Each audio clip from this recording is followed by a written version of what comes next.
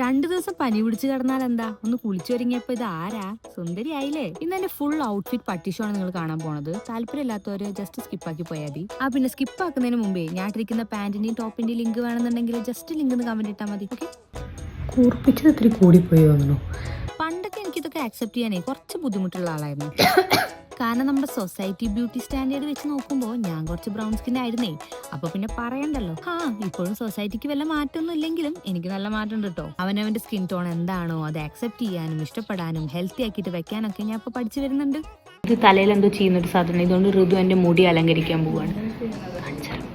പക്ഷെ 10-27 വർഷം നമ്മുടെ മൈൻഡിൽ കുത്തിവെച്ച ബ്യൂട്ടി സ്റ്റാൻഡേർഡ് ഒക്കെ ഇടയ്ക്കൊക്കെ ഇങ്ങനെ കയറി വരും കേട്ടോ. അപ്പോൾ ഒന്ന് വെയിൽ കൊള്ളുമ്പോൾ ടാൻ അടിക്കുമ്പോഴൊക്കെ തൈരും കടലമാവും കാപ്പിപ്പൊടിയൊക്കെ ഇടയ്ക്ക് ഒന്ന് ഇങ്ങനെ കയറി ഇറങ്ങി പോവാറുണ്ട്. അതും ഒരു യാഥാർത്ഥ്യമാണ്. അങ്ങനെ പെട്രോൾ അടിച്ച് നമ്മൾ ഷൂട്ടിന് പോവാണ്. ബ്ലോക്ക് നമ്പർ 1, ബ്ലോക്ക് നമ്പർ 2 ബ്ലോക്കോട് ബ്ലോക്കാണ്. ആൻഡ് ലോഡ്സ് ഓഫ് പൊടി പ്ലസ് ഗട്ടർ. ബാംഗ്ലൂരിലെ ഈ സർജാപുര റോഡ് കൂടെ പോകുമ്പോൾ നമുക്ക് ഫ്രീ ആയിട്ട് ടച്ചപ്പ് കിട്ടും. അതിന് മാത്രം പൊടി ഉണ്ട്. ഒരു യുദ്ധം കഴിഞ്ഞിറങ്ങിയ പോലെ ഉണ്ട്. അപ്പൊ 75 ഡേയ്സ് ചാലഞ്ച് തുടങ്ങിയിട്ട് ഇന്നേക്ക് ഒരു 6 ദിവസം ആയെങ്കിലും പനിയൊക്കെ കാരണം ഞാൻ ഉദ്ദേശിച്ച പോലെ അങ്ങോട്ട് പ്രോപ്പർ ആയിട്ട് വന്നിട്ടില്ല. പക്ഷെ സാരല്ല, ഒന്നും ചെയ്യാണ്ടിരിക്കുന്നതിനേക്കാൾ നല്ലതാണല്ലോ എന്തെങ്കിലുമൊക്കെ ചെയ്യണത്. Bye guys.